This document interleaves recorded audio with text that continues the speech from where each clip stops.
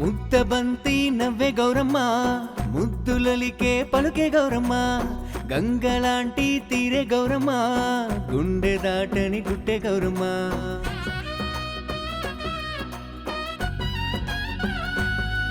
ఆమె అడుగు పడితే నేల బంగారాలు, ఆమె సేయి పడితే జరుగు సంబరాలు, తన సాటి రారు ఏ దేవతలు, గంగి గోవు లాంటి మా గౌరమ్మ ఉంటే చాలు.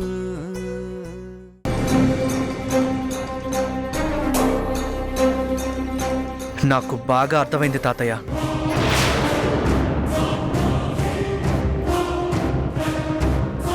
మీ మనసులో ఉన్నది నాకు చెప్పనిది ఇప్పుడు బాగా అర్థమైంది.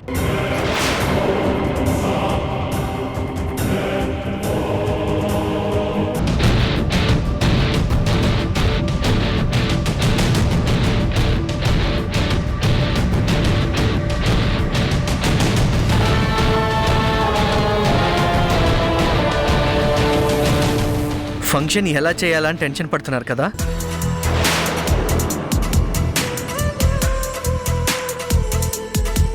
మీ ఫేసులు చూస్తేనే తెలుస్తుంది ఎంత కంగారు పడుతున్నారో. నేనున్నాను కదా తాతయ్య. ఏది ఎలా చెయ్యాలి, ఎక్కడ చెయ్యాలి, ఎవరిని పిలవాలి అన్నీ ప్లాన్ చేశాను. మీరు కూల్గా ఉండండి, నేను కుమ్మేస్తా. ఓకేనా?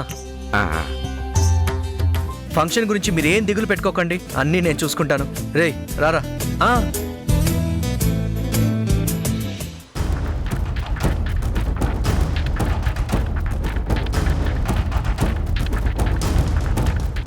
ఏంటి మావయ్య అలా చూస్తున్నారు? పదండి లోపలికి. ఎక్కడికి వెళ్ళేది? గౌరీతో హారతి తెప్పించరా. గౌరీ, గౌరీ, ఏంటి అలా చూస్తున్నావు? వెళ్ళి హారతి తీసుకురా. అలాగే.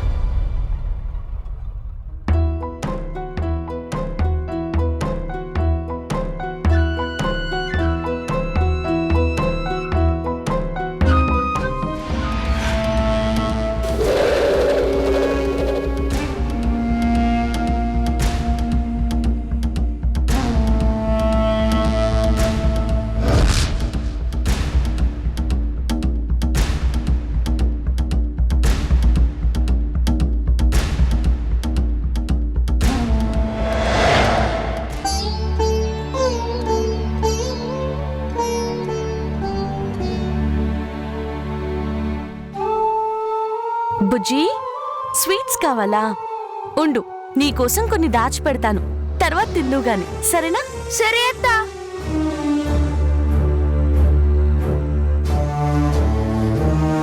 గౌరీ, త్వరగా రా, అక్కడ అందరూ వెయిట్ చేస్తున్నారు. ఇదిగో వచ్చేస్తున్నాను.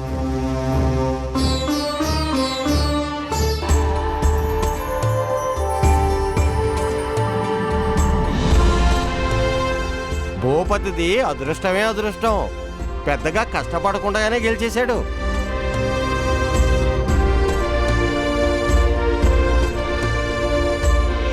అదృష్టం అంతా భూపతి గారిది కాదు, గౌరీది.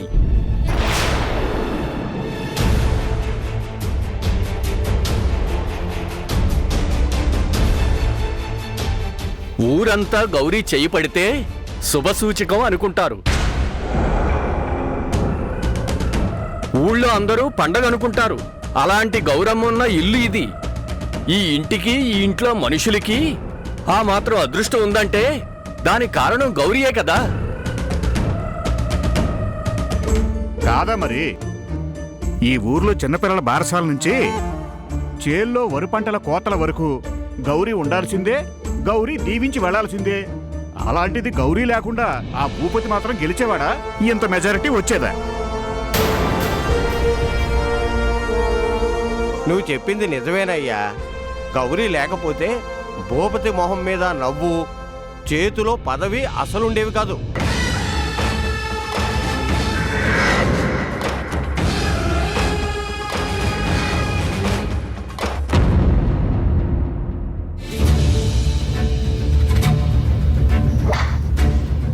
ఇదేంటి మావయ్య, తోటసీను మన ఇంటికొచ్చాడు, మన చేతిలో ఓడిపోయాడు. అవమానంతో ఇల్లు కదలడనుకున్నాను, ఆనందంగా మన ఇంటికి వచ్చాడేంటి? నాకు అది అర్థం కావట్లేదురా. నిప్పులా చెట్పటామంటాడు అనుకుంటే నీడు చుక్కలా చల్లగా నవ్వుతూ వస్తున్నాడేంటా అని.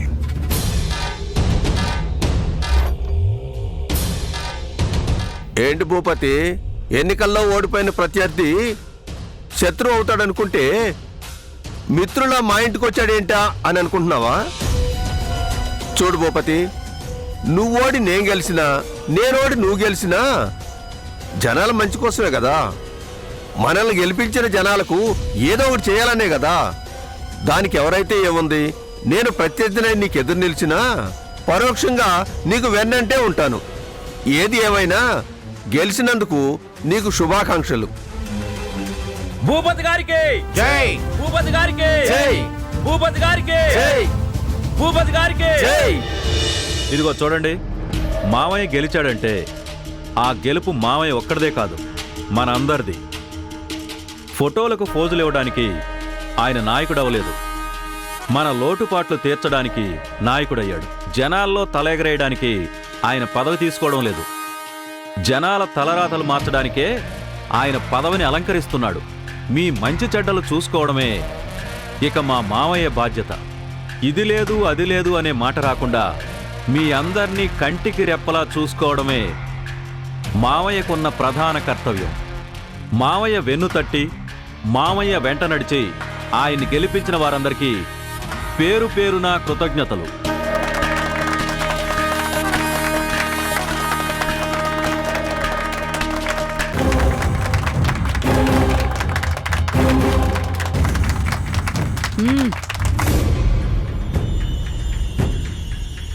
ఏమైంది తోటసీను? శత్రువు కాదు మిత్రుడు అన్నావు, తోడుంటాను తోడుండి నడిపిస్తాను అన్నావు. అందరితో కలిసి చప్పట్లు కొట్టకుండా ఏదో పరధ్యానంలోకి వెళ్ళిపోయావు. అదేం లేదు నాగమ్మ. ఏమీ లేదు అని నువ్వంటున్నా ఏదో ఉందని నాకు అనుమానంగా ఉంది. మౌనంగా మనసులో పెట్టుకుని దాచుకుంటే ఏం లాభం చెప్పు? మనసు విప్పి చెప్పేస్తే అందరికీ తెలుస్తుంది కదా.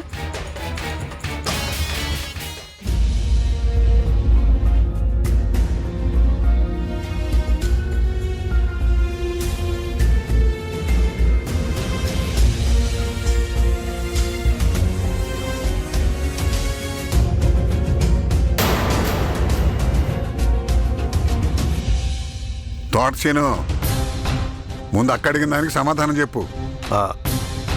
మీరు అడగటంలో అర్థం ఉంది, నేను చెప్పడమే కరెక్ట్ అనిపిస్తుంది. సమయం సందర్భం కూడా ఇదే సరైనది అనిపిస్తుంది. మనసులో మాట దాచుకోవటం కన్నా చెప్పడంలోనే సంతృప్తి ఉంటుంది. శనయ్య, మీ నాయనమ్మని ఒకసారి పిలుసురా. అలాగేనండి.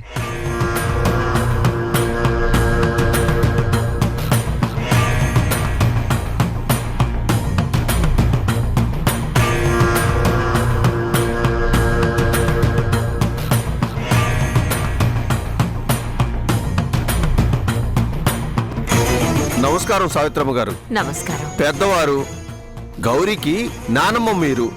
ఈ విషయం మీకు చెప్పడమే సరైన పద్ధతి. మీ దగ్గర అనుమతి తీసుకోవడమే నేను చేయాల్సిన పని. నేను చెప్పబోయే విషయం మీకు ఆశ్చర్యం కలిగించవచ్చు, అలాగే ఆనందించేది కూడా అవుతుందని నా నమ్మకం.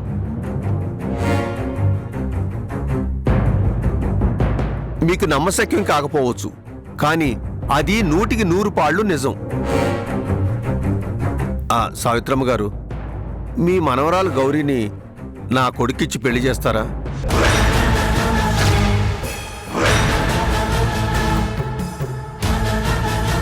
మీ ఇంటి దీపాన్ని నా ఇంటి కోడలుగా పంపిస్తారా?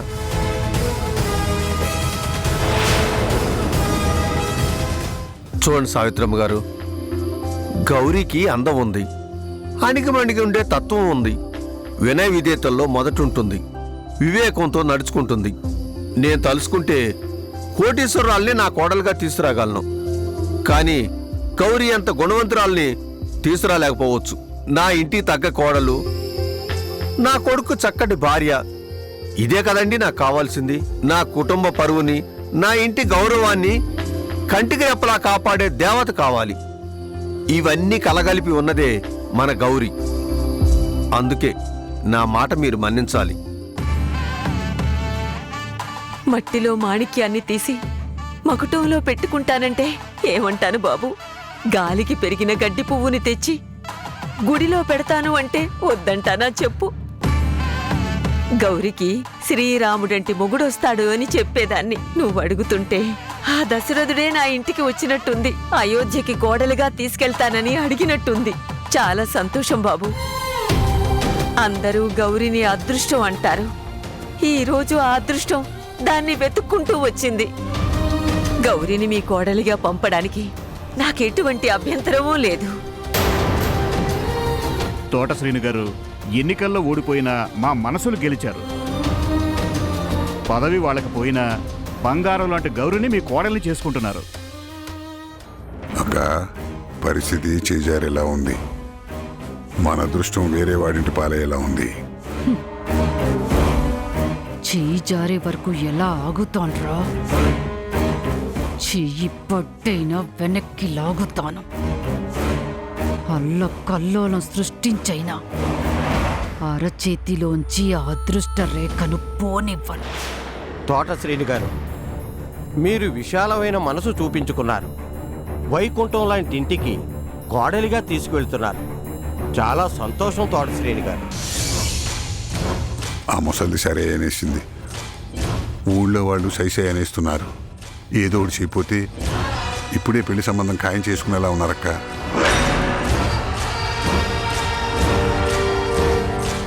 ఏంటి నాగమ్మ గారు, మాట లేదు మంతి లేదు. మనిషి చూస్తే ఉక్కిరిబిక్కిరవుతున్నారు. కూతురికి కింగ్ లాంటి సంబంధం వచ్చిందనా, లేక అదృష్ట దేవత ఇల్లు దాటి వెళ్ళిపోతుందనే?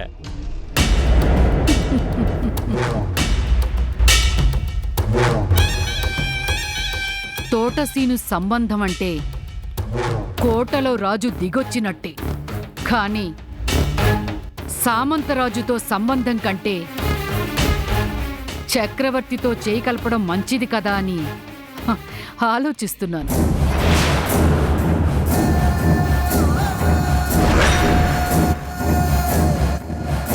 ఈ చుట్టుపక్కల తోట శ్రీను గారి గురించి బాగా తెలుసు. ఆయన గొప్పతనం గురించి తెలుసు. అంతకంటే గొప్ప సంబంధం తెచ్చేస్తారా? గౌరీ ఊరికి అదృష్ట దేవత. అలాంటి అదృష్ట దేవతకి ఇంకెంత అందమైన సంబంధం తీసుకురావాలి? తోటసీను కన్నా 90 రెట్లు గొప్ప సంబంధం కుదిర్చాను. కడుపున పుట్టకపోయినా కన్న కూతురు కంటే ఎక్కువే గౌరీ.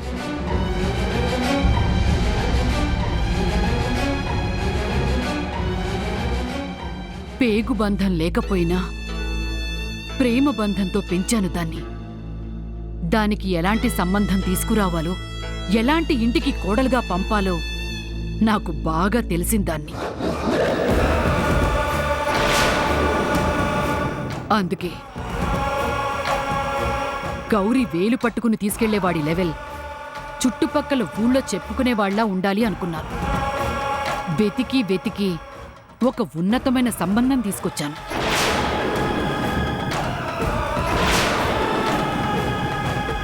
అబ్బాయిది హైదరాబాద్. అందగాడు, గొప్పింటి కుర్రాడు, చేతి నిండా వ్యాపారాలు.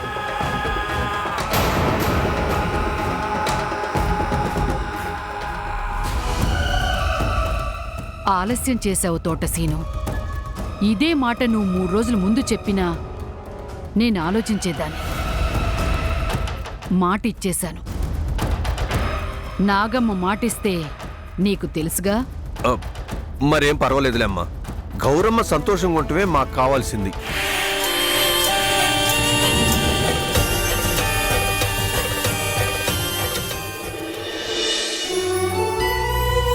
ఆగో. ఫంక్షన్ అంతా దగ్గరుండి నువ్వే జరిపిస్తున్నట్టు తెగ తిరిగేస్తున్నావు. నేనేం చెప్పాను, నువ్వేం చేస్తున్నావు? ఇన్హేలర్ కింద హాల్లో ఉండిపోయింది. భానుమతి అక్కొచ్చే టైం అయింది. ఇన్నేళ్ల తర్వాత ఈ ఇంట్లో అడుగు పెడుతోంది.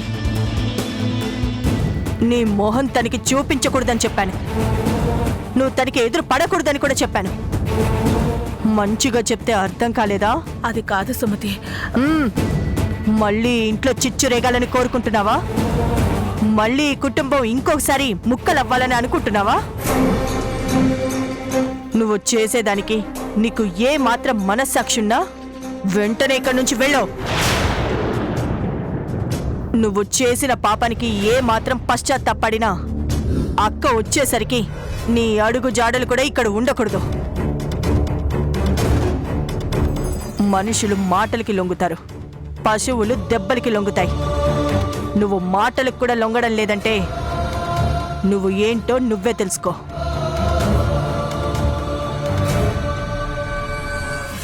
ఇంకా ఏంటి చూస్తున్నావు? పో లోపలికి.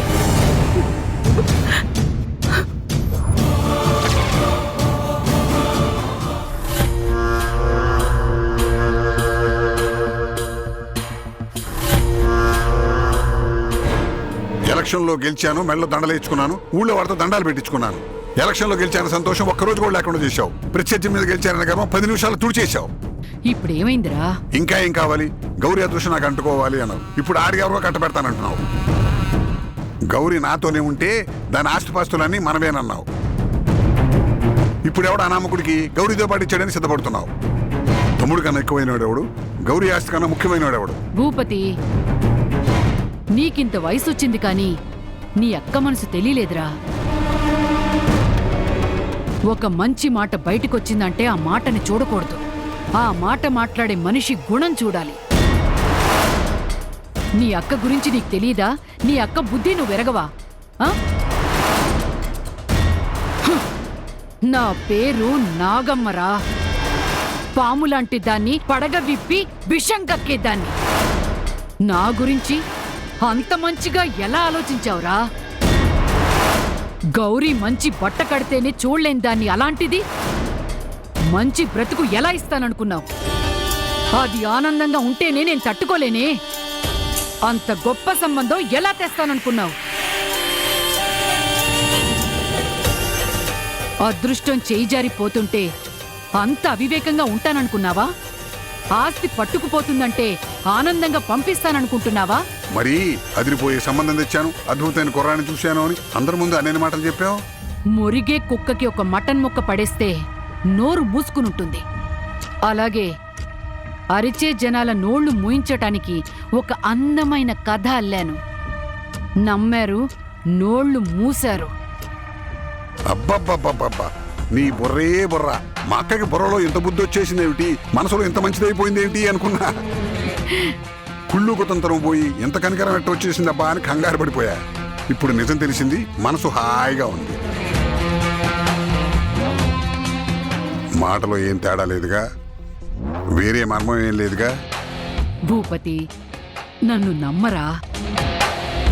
నా తమ్ముడు బాగుపడితే నేను బాగుపడినట్టే కదా. బుర్రలో పిచ్చి ఆలోచనలు పెట్టుకోకుండా బుద్ధిగా నేను చెప్పినట్టు నడుచుకో, సరేనా? సరే అక్క, నువ్వేం చెప్తే అది.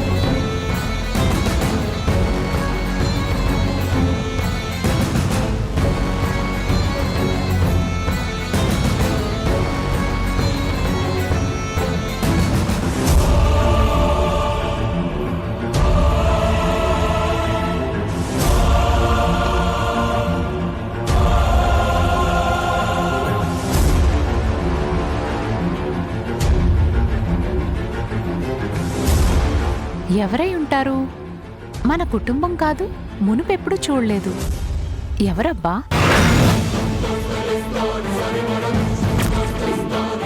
వెతికి వెతికి ఒక ఉన్నతమైన సంబంధం తీసుకొచ్చాను. అబ్బాయిది హైదరాబాద్, అందగాడు, గొప్పింటి కుర్రాడు. ఓహో, అయితే గౌరీకి అత్తయ్య చూసిన కుర్రాడు ఇతనే అన్నమాట. అత్తయ్య చెప్తూ ఉంటే ఏమో అనుకున్నాను కానీ చక్రవర్తిలా ఉన్నాడు.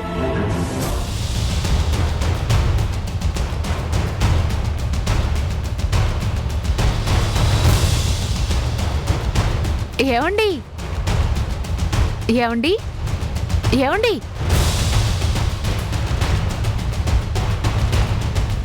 ఏమండి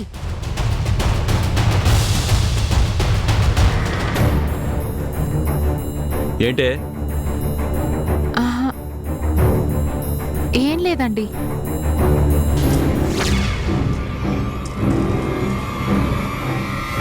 రాధా,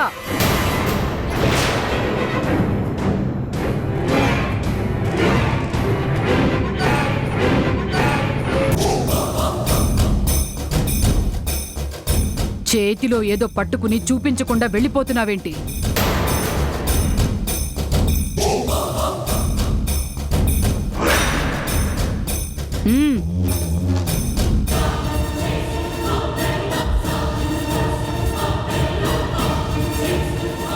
ఏం లేదు అత్తయ్య, గౌరికి మీరు చూసిన సంబంధం ఈ అబ్బాయే కదా అని ఈ అడుగుదామని ఫోటో తెచ్చాను.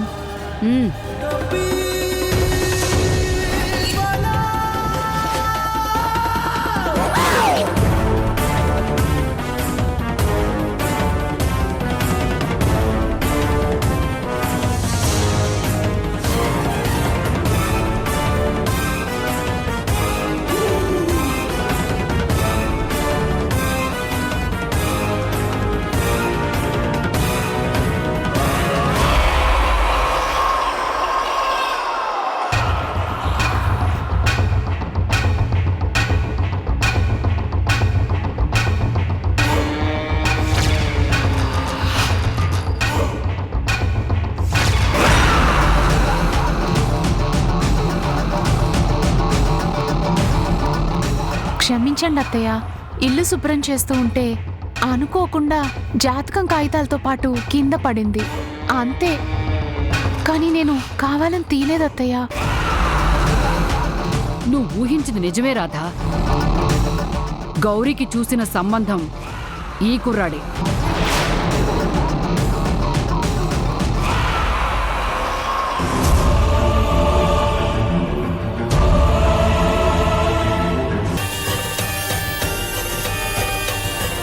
ఎలా ఉన్నాడత్తా? చాలా బాగున్నాడమ్మా. గౌరీ మనసుకు నచ్చుతాడు. గౌరీ కోసమే పుట్టినట్టున్నాడు. మీరన్నట్టు కార్తీక్ ఎవరికైనా కనెక్ట్ అయితే ఇమ్మీడియట్లీ డిస్కనెక్ట్ చేస్తా. ఫ్యూచర్లో రాబోతుందంటే దానికి ఫ్యూచరే లేకుండా చేస్తా.